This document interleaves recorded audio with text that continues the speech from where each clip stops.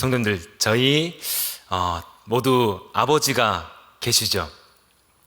저희 성도님들의 아버지는 어떤 아버지이셨습니까? 자상한 아버지도 있고요. 또 정말 무뚝뚝한 아버지도 있고, 또 정말 친구 같은 아버지도 있고, 정말 무서운 아버지도 있고, 아마 다양한 아버지들이 있을 것입니다. 이 아버지에 대한 저희 어머니의 기억은 저희 할아버지죠. 저는 할아버지에 대한 기억이 없습니다. 친가도 외가도 할아버지에 대한 기억은 없습니다. 그런데 어머니 마음속에 남아있는 그 아버지의 모습은 굉장히 좀 많이 부정적이더라고요. 한 3, 40년 전에 아버지, 그 할아버지의 모습인데 늘 술과 그런 일들, 그 당시에 그런 일들, 그래서 굉장히 많은 상처와 아픔을 겪고 있는 그 마음을 가지고 있는 어머니를 보게 되었습니다. 그리고 저의 아버지도 전형적인 경상도, 쌀이라 하지 못하고 뭐라고 하죠? 살이라 하시는 전형적인 경상도 아버지이십니다. 사랑을 하는 것 같기도 하고 아닌 것 같기도 하고, 말로는 일단 들어본 적은 없습니다. 말로는 들어본 적은 없는데, 그런데 열심히 일을 해서 뒷바라지 해주시는 그런 아버지에 대한 기억이 있습니다. 성도님들, 우리 예수님이 저에게 주시는 너무나 귀하고 소중한 것들이 있습니다. 그것 중에 하나가 하나님에 대한 완전히 새로운 이해입니다. 성도님, 우리 오늘 말씀 본문 14, 15절 함께 읽어보겠습니다. 3장 14, 15절입니다. 이러므로 내가 하늘과 땅에 있는 각 족속에게 이름을 주신 아버지 앞에 무릎을 꿇고 비오니. 아멘. 이 당시 지금 이 본문은 바울이 옥에 갇혀 있을 때에 에베소 교인들을 향해 정말 마지막 정말 애끓는 마음으로 정말 애틋한 이 에베소 교인들을 향해서 편지하는 그 편지의 내용이 담겨 있습니다. 그 편지에서 이렇게 얘기합니다. 내가 무릎을 꿇고 기도한다. 정말 간절하게 너희를 위해서 기도하는 그 내용이 담겨 있습니다. 이 기도의 내용으로 우리도 함께 기도하고 그렇게 세워져 가는 우리가 되기를 소망합니다. 이 무릎을 꿇고 비는 대상이 있습니다. 누구에게 빕니까? 하나님 아버지에게 무릎을 꿇고 빈다라고 말하고 있습니다. 예수님께서 저에게 주신 너무나 귀한 것 중에 하나가 이 하나님을 누구라고 부를 수 있게 된 것입니까? 아버지라 부를 수 있게 된 것입니다. 우리가 하나님 아버지 너무나 익숙한 그런 단어이지만 이 당시에, 예수님 당시에 이 이스라엘 백성들에게 하나님을 향해서 아버지라 표현하는 것은 상상도 하지 못할 일입니다. 유대인들은 하나님 아버지는커녕 하나님이라고 부르지도 못했습니다. 성도님들, 십계명 우리 너무나 잘 알죠. 십계명 세 번째 계명이 무엇입니까? 하나님의 이름을 어떻게 일컫지 말라고요? 망령되이 일컫지 말라라고 말씀하셨습니다. 하나님의 이름을 헛되게 함부로 부르지 말라라는 이 계명을 이 유대인들이 너무나 철저하게 지키다 보니까 하나님의 이름조차 부르지 않게 되었습니다. 그렇게 하나님의 이름을 돌려서 사용했습니다.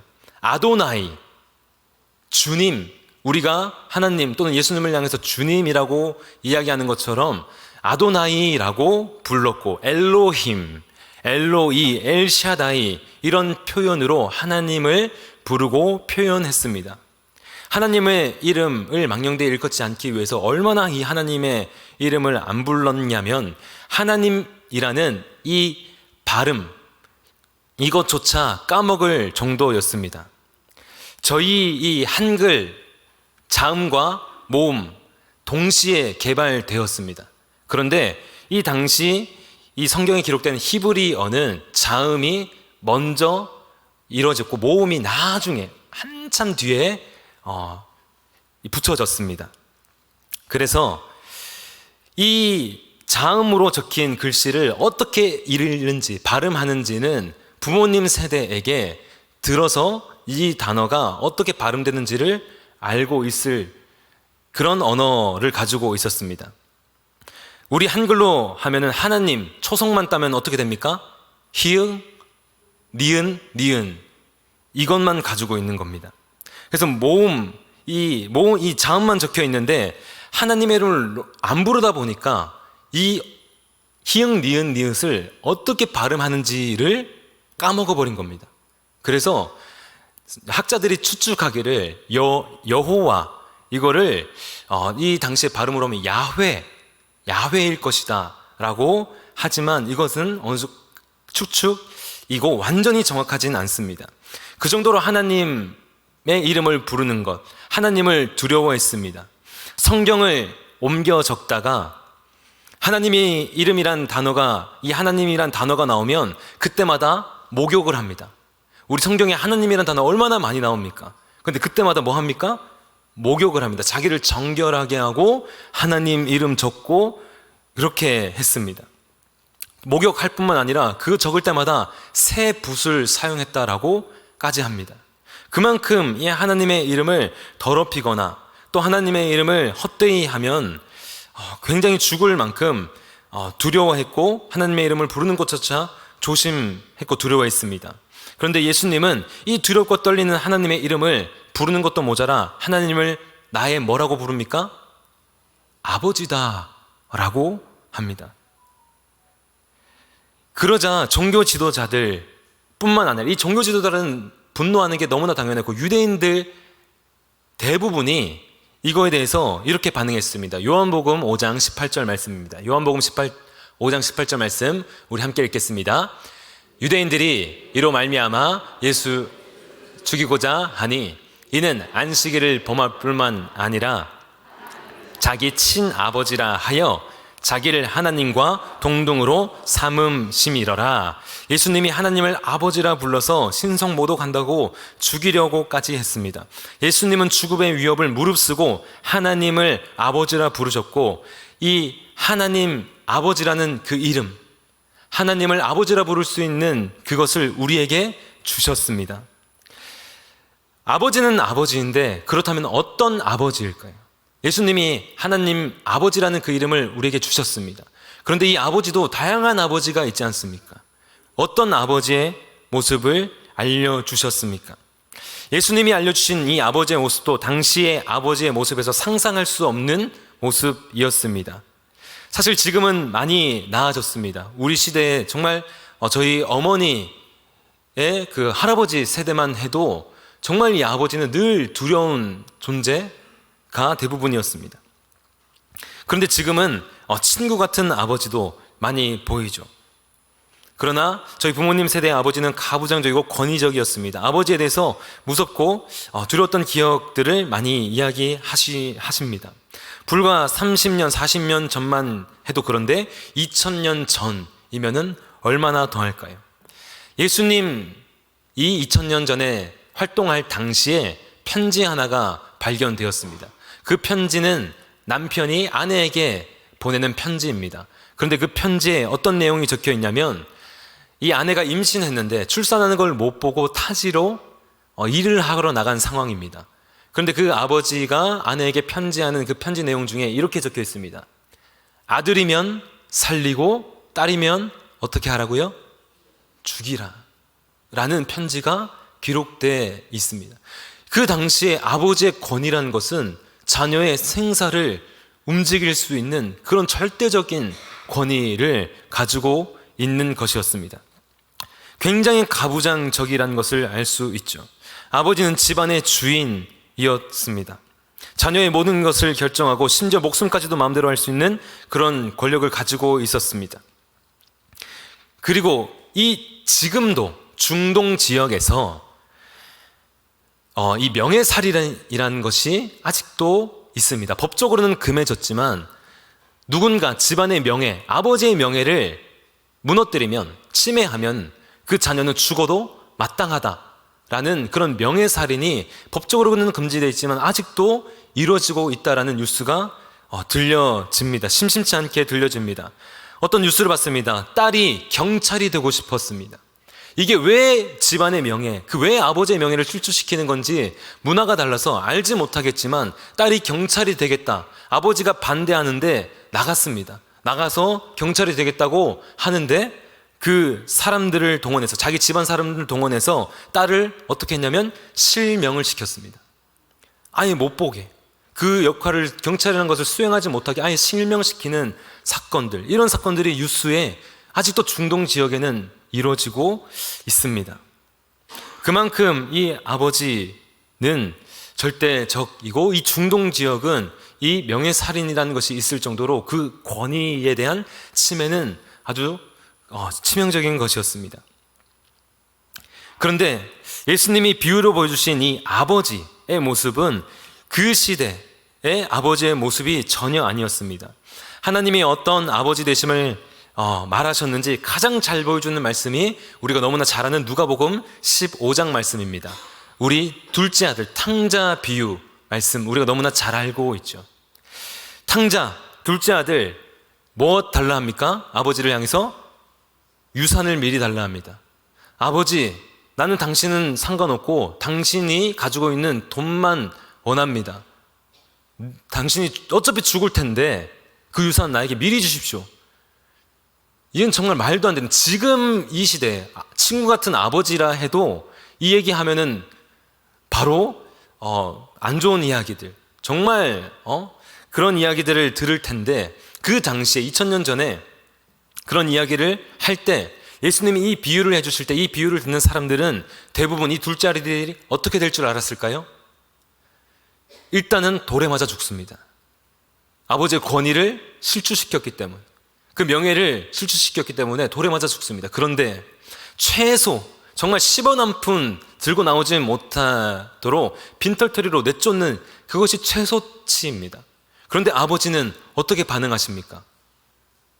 유산을 미리 내어 주십니다.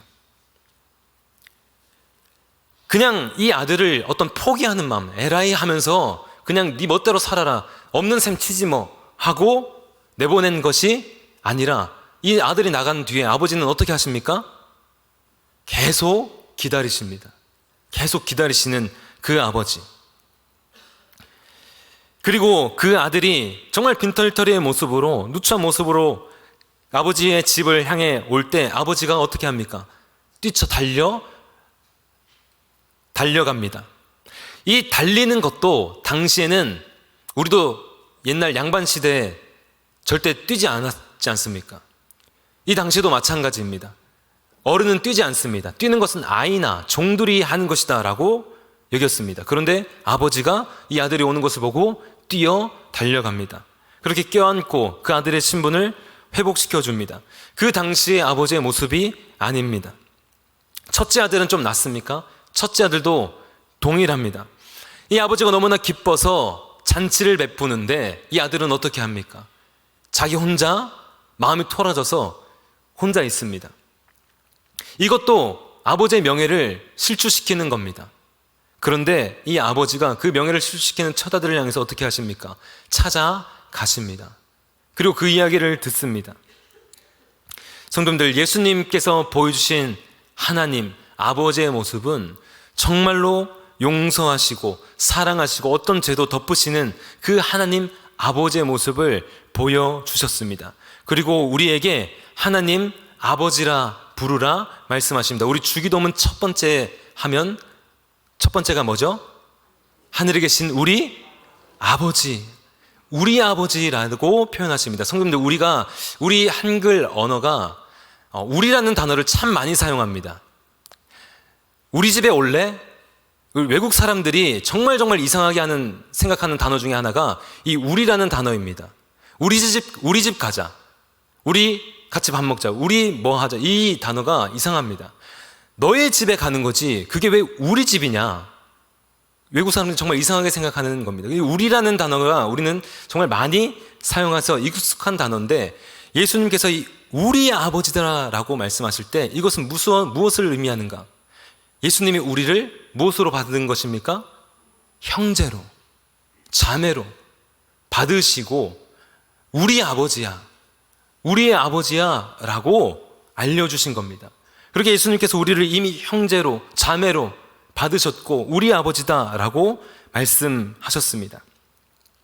그렇게 예수님을 통해서 우리는 하나님을 아버지라 부르고, 그저 두려운 아버지, 무서운 아버지, 무뚝뚝한 아버지, 무관심한 아버지가 아니라 정말 사랑하고 인격적인, 무엇 드시는지 용서하시는 그 아버지를, 하나님을 아버지라 부를 수 있게 되었습니다. 그 아버지가 우리를 어떻게 하십니까? 우리 본문 16절 말씀입니다. 3장 16절 말씀 또 함께 읽겠습니다. 함께 읽겠습니다. 그의 영광의 풍성함을 따라 그의 성령으로 말미암아 너희 속사람을 능력으로 강건하게 하시오며. 아멘. 하나님께서 성령으로 말미암아 우리의 속사람을 능력으로 강건하게 하신다 말씀하십니다. 누가복음 11장 9절 13절에 이렇게 말씀하십니다. 두드리라, 찾으라, 구하라, 그러면 받을 것이다, 찾을 것이다, 열릴 것이다. 너희 중에 아비된 자 중에 누가 아들이 생선을 달라는데 뱀을 주며, 알을 달라는데 전갈을 주겠느냐라고 말씀하시며, 구하라라고 말씀하실 때 우리 13절, 누가복음 11장 13절 말씀 함께 읽겠습니다. 너희가 악할지라도 좋은 것을 자식에게 줄 줄 알거든 하물며 너희 하늘 아버지께서 구하는 자에게 성령을 주시지 않겠느냐 하시니라. 아멘.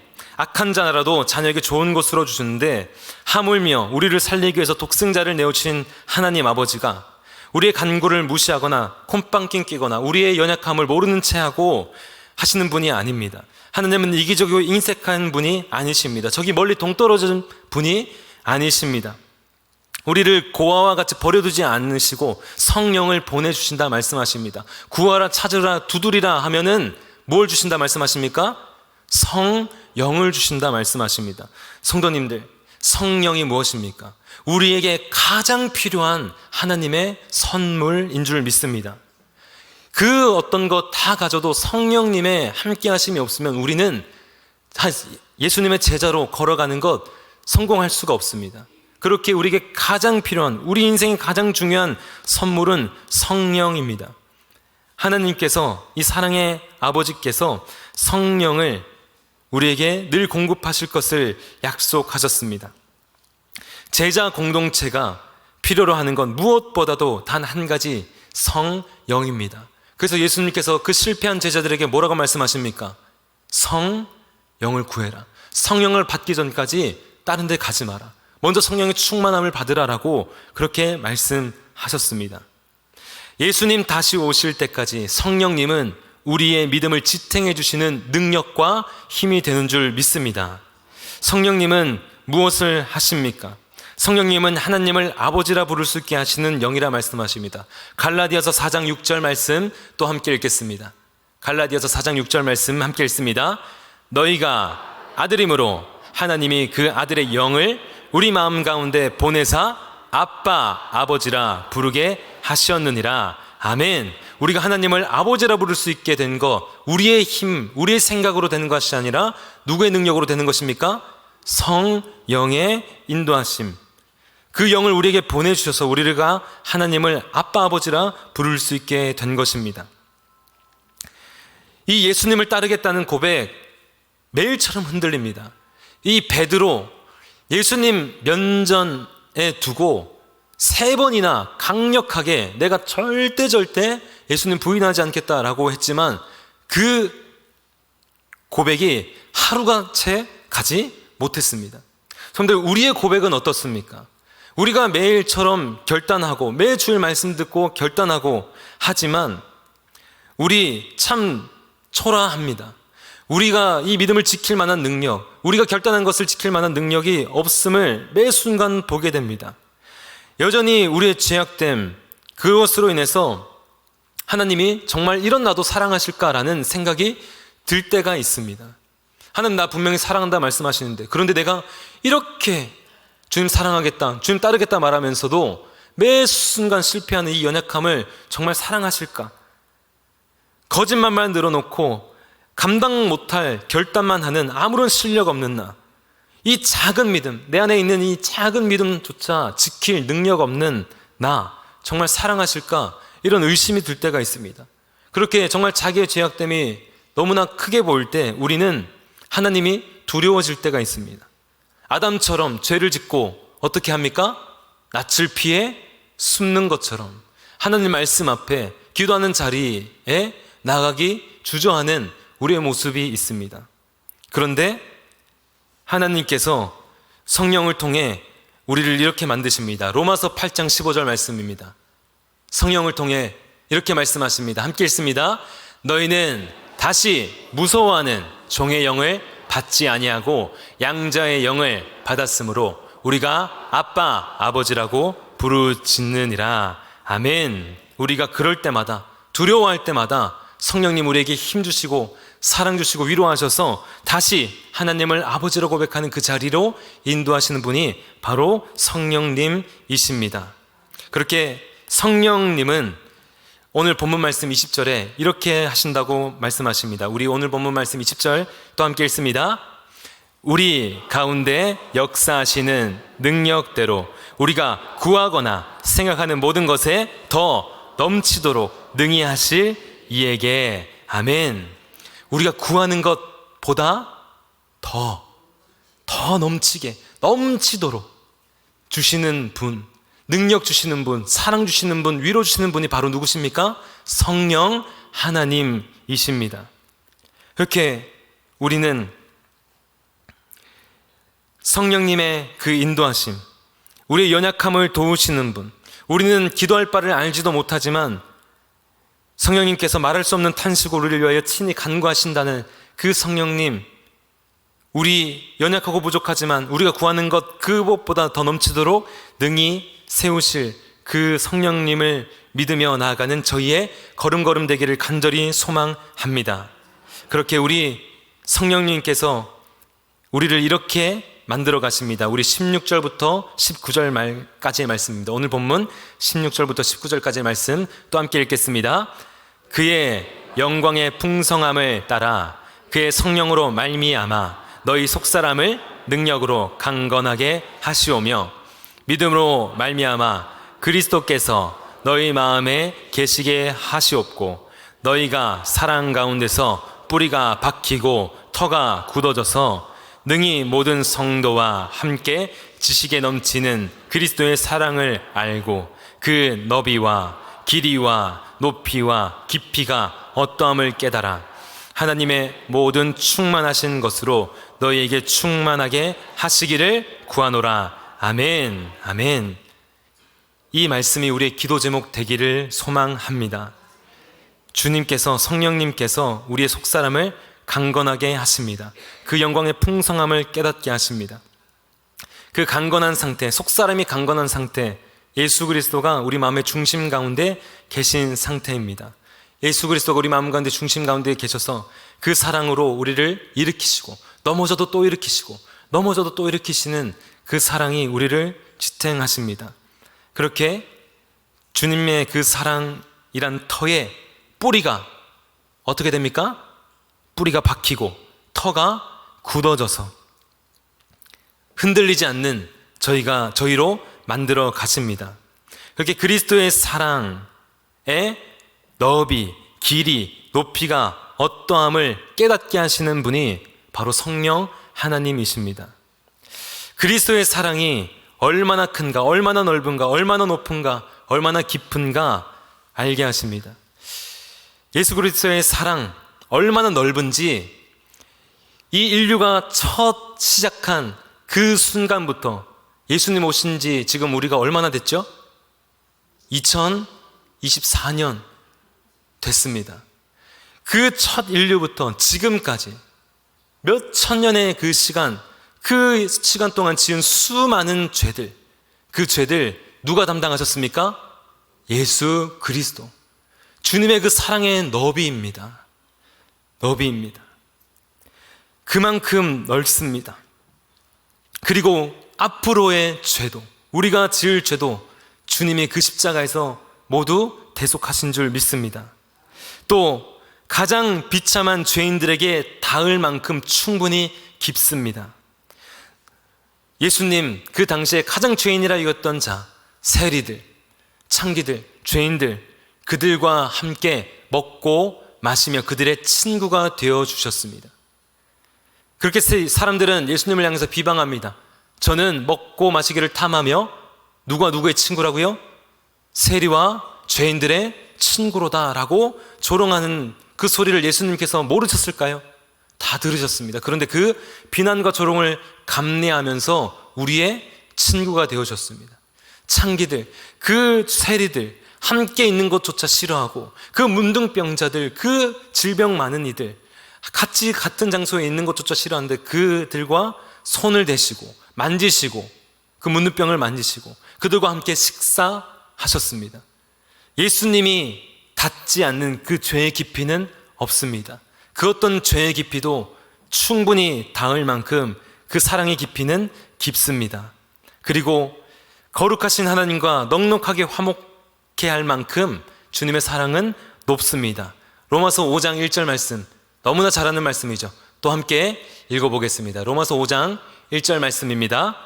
그러므로 우리가 믿음으로 의롭다 하심을 받았으니 우리 주 예수 그리스도로 말미암아 하나님과 화평을 누리자. 아멘. 그 높이 계신 하나님, 그 거룩하신 하나님, 그 조금의 흠도 조금의 죄도 없으신 그 하나님, 그 하나님과 화목해 할 만큼 그리스도의 사랑은 어떻습니까?